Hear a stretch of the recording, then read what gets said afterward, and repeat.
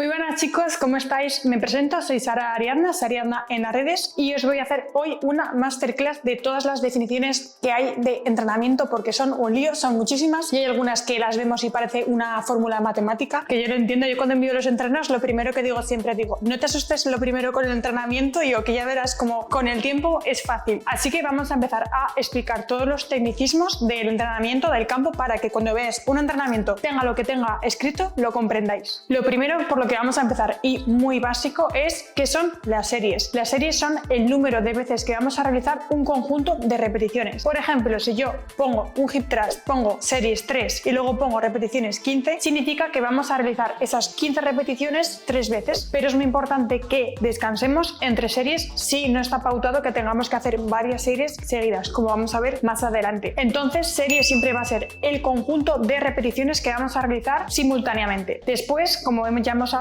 las repeticiones son el número de veces que vamos a realizar un ejercicio. Por ejemplo, de nuevo voy a poner el ejemplo del hip thrust. 3 series de 15 repeticiones significa que vamos a hacer 15 veces la repetición del hip thrust sin descansar. Y después vamos a pasar a la forma de evaluar la intensidad en el entrenamiento. Hay dos maneras de utilizarlo, sería el RIR o el RPE. También tenemos el porcentaje de RM, pero en este caso, como es algo bastante técnico y que necesitaríamos máquinas para medirlo, pues nos vamos a centrar más en el RIR y en el RPE. Estas dos son medidas que nos ayudan a saber la intensidad en el entrenamiento. ¿Por qué es importante y por qué yo considero que es esencial? Porque tú imagínate, yo te pongo hip thrust que me hagas 10 repeticiones. Vale, que tú me hagas 10 repeticiones, si yo no te marco la intensidad que yo quiero que hagas, puedes hacer 10 repeticiones de hip thrust o con 10 kilos o con 200 kilos. Entonces, como ves, la intensidad es esencial y por tanto, que tú tengas marcado en el entrenamiento la intensidad es esencial para que tú vayas progresando. Entonces, ¿cuál es la diferencia entre RIR y RPE? RIR significa las repeticiones que dejamos en recámara. Por ejemplo, si yo en hip thrust, como hemos dicho antes, te pongo 3 series de 15 repeticiones con RIR 2, significa que tú vas a poder hacer 17 repeticiones al fallo, pero nos vamos a quedar en 15. Es decir, vamos a dejar esas dos que hemos hablado de RIR 2 en recámara. ¿Qué es lo interesante de este RIR? Pues que es bastante objetivo. Esta manera de medir la intensidad es muy objetiva porque el RPE literalmente significa la escala de esfuerzo percibido. Esto va a ir del 1 al 10, donde 10 va a ser la máxima intensidad y 0 va a ser intensidad nula. Al contrario que en RIR, RIR 0 va a ser ir al fallo, o sea, es decir, no poder hacer ninguna repetición más y cuanto más alto sea el número, menor va a ser la intensidad. ¿Cuál es el problema pero también beneficio que tiene el RPE? Pues que es subjetivo, es decir, que va a depender de cómo tú te encuentras ese día. Es decir, yo imagínate que yo te pongo hip thrust 3 por 15 y te pongo un RPE de 8, es decir, una escala de esfuerzo percibido de 8, o sea, alto pero sin llegar al fallo. ¿Qué puede pasar? Pues que ese día tú, por ejemplo, estés cansada y entonces ese RPE va a ser más para menos peso, es decir, el peso que igual la semana pasada te daba la sensación de que era ese RPE 8, esta semana como estás cansada vas a meter menos peso, pero ese RPE lo has cumplido. Entonces, como ves, ese RPE es bastante más subjetivo y el RIR es algo con lo que yo personalmente me siento más cómoda porque creo que es mucho más objetivo y nos va a permitir progresar de una manera más real. Entonces, te voy a poner en pantallita las dos tablas. Como ves, el RIR y el RPE se pueden combinar, pero realmente, como vemos, el RIR es más objetivo y el RPE es más subjetivo. Y después vamos a pasar al tempo, que me encanta y para mí es algo primordial. ¿Qué es el tempo? Es la velocidad en la que vamos a realizar la fase excéntrica, isométrica y concéntrica. Vale, Sara, pero explícame también qué son esas fases de excéntrica, isométrica, tal, no entiendo nada. Vale, pues vamos a comprender que la fase excéntrica es la fase en la cual el músculo se elonga y lo que yo también suelo utilizar como referencia es la fase en la cual nosotros no ejercemos la fuerza de manera voluntaria, sino que tenemos que soportar o la fuerza de la máquina o la fuerza de la gravedad o la fuerza de la polea. Es decir, por ejemplo, en una sentadilla la fase excéntrica sería cuando estamos bajando, en el hip thrust sería también cuando estamos bajando, en el peso muerto sería cuando estamos bajando con la barra. Después pasaríamos a la fase isométrica. Esta fase significa que es una fase en la cual no hay movimiento, es decir, hay fuerza, pero el músculo no se mueve. Por ejemplo, en el peso muerto, cuando hacemos una pausa abajo, eso significa que es la fase isométrica. Como ves, no hay un movimiento activo, pero sí que estamos realizando fuerza porque estamos soportando todo el peso. Y después tendríamos la fase concéntrica, que esta fase es cuando realizamos el movimiento de manera voluntaria. Por ejemplo, en la sentadilla sería cuando estamos subiendo, en el peso muerto también cuando estamos subiendo la barra y en el hip thrust también cuando estamos empujando la barra con la cadera. Yo aquí haciendo el movimiento para pensar que lo estoy diciendo bien.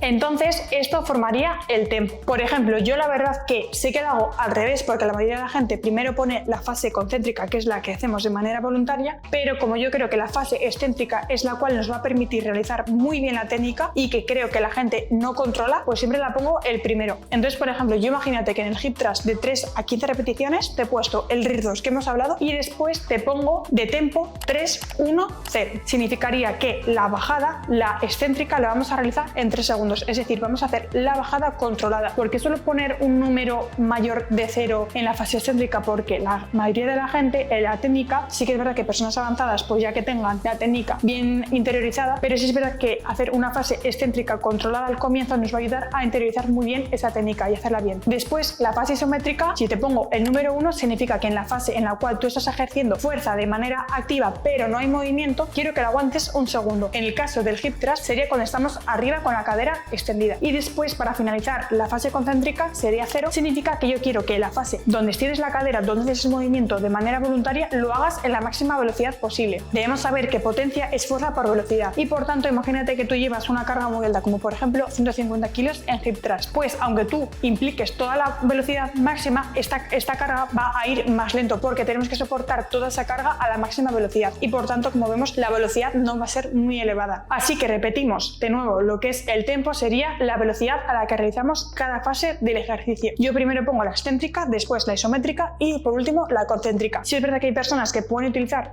4 fases, es decir, la fase en la cual iniciamos el ejercicio y también pueden colocar los números en otro orden, pero yo os he explicado cómo yo lo suelo organizar y el por qué. Y ahora vamos a rebobinar y nos vamos a volver a meter en lo de las repeticiones. ¿Por qué? Porque aquí yo os he puesto de ejemplo un 3×15, pero es que yo considero que eso para igual un comienzo cuando tienes que interiorizar la técnica está muy bien, pero cuando ya eres una persona muy avanzada tú necesitas ya poder ir aumentando, por ejemplo, la intensidad o el volumen dentro de una misma serie y haciendo a repeticiones simples de 3×15, 4×10, pues va a haber un momento en el cual tú te estanques y no avances. Entonces ahora vamos a explicar las diferentes repeticiones que nos podemos encontrar. La primera que os voy a explicar y que es muy interesante son las repeticiones descendentes, las series descendentes. ¿Qué significa esto? Por ejemplo, en hip thrust si yo te pongo 3 series y luego te pongo en el apartado de repeticiones 10 más 10, significa que yo quiero que hagas 10 repeticiones, vas a bajar el peso más o menos un 50% y vas a realizar esas 10 repeticiones de nuevo. Lo que no vamos a hacer es descansar entre esas dos, es decir, haríamos 10, bajaríamos el peso y pasaríamos a hacer esas 10. También, por ejemplo, te puedo poner 10 más AMRAP, que significaría que yo quiero que realices 10 repeticiones, que bajases el peso y que ahora realizases todas las repeticiones que pudieses al fallo. En este caso, una pregunta, ¿cuál sería el RIR?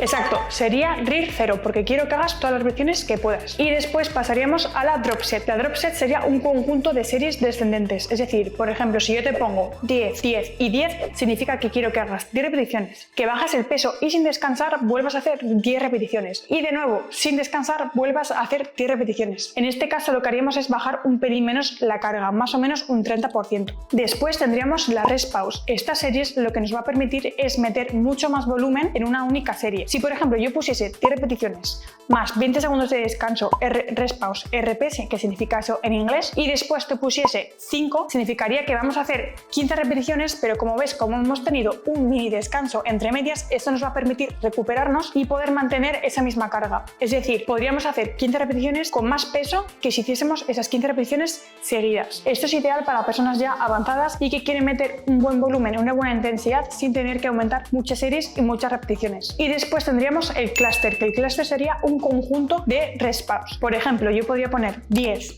repeticiones más 10 RPE, es decir, 10 segundos de descanso, más 5 repeticiones, más otra vez volvemos a descansar unos 10 segundos y de nuevo volvemos a hacer 5 repeticiones. Es decir, como ves, esto es un método aún mayor, de mayor intensidad y de mayor volumen en un menor tiempo. Y lo que nos va a permitir, como hemos dicho antes, es poder meter más peso para todas esas repeticiones. Por ejemplo, si realizásemos 20 repeticiones seguidas de hip thrust, seguramente la carga sería menor que si hiciésemos 10 repeticiones. Descansamos, nos recuperamos un poquito, volvemos a hacer repeticiones repeticiones. Volvemos a recuperar un poquito y volvemos a hacer esas repeticiones que hemos pautado. Como ves, lo que nos va a permitir es poder usar más peso para las mismas repeticiones. Luego también tendríamos el AMRAP, que también significaría como si pusiese al fallo, es decir, poder hacer todas las repeticiones que podamos hasta que nos agotemos, hasta que no podamos hacer ni una más. Es decir, sería equivalente a hacer RIR 0. Y también tendríamos el EMOM. El EMOM significa hacer todas las repeticiones que podamos en un minuto. En inglés sería every minute on minute. Y hasta aquí la masterclass de todas las series, repeticiones, tecnicismos que yo utilizo en el entrenamiento. Si hay alguno que se me ha escapado y quieres que volvamos a hacer una segunda parte, me la puedes dejar en los comentarios. Muchas gracias por estar aquí, espero que te haya gustado el vídeo y nos vemos en el próximo.